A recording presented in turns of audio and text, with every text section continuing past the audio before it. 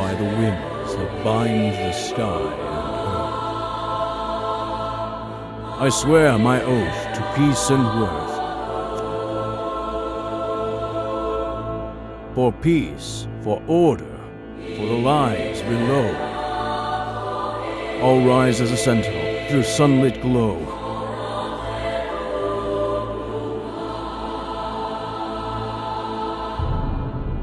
With a heart of steel, I take my stand.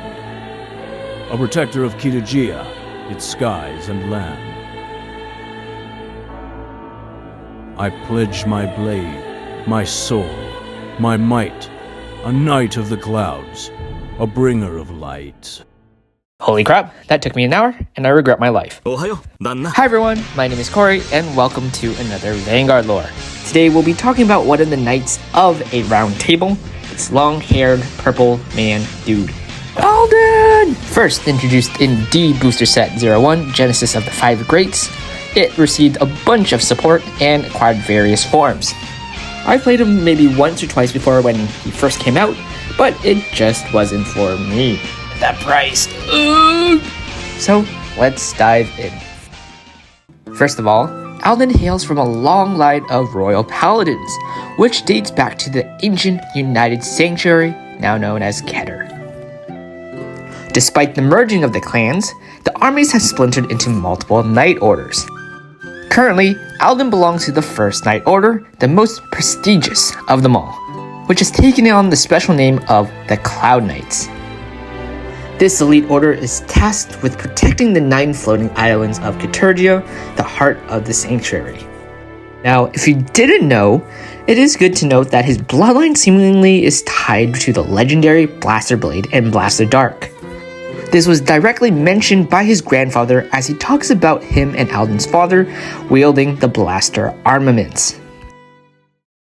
Looking at the land of Kitagia is a land of stark duality split between the sky-dwelling elites and the ground-dwelling populace.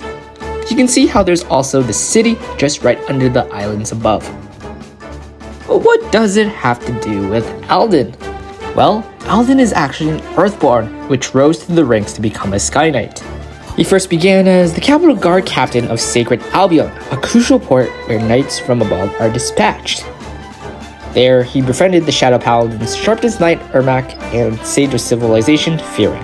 This did give him the opportunity to serve under the Long of the 5th Knight Order alongside Long's son, Youthberg. Yet, after Long was branded a traitor, Youthberg rebelled and fought against the Heavenly Sword user, who managed to hold his own thanks to his exceptional swordsmanship and tactical brilliance.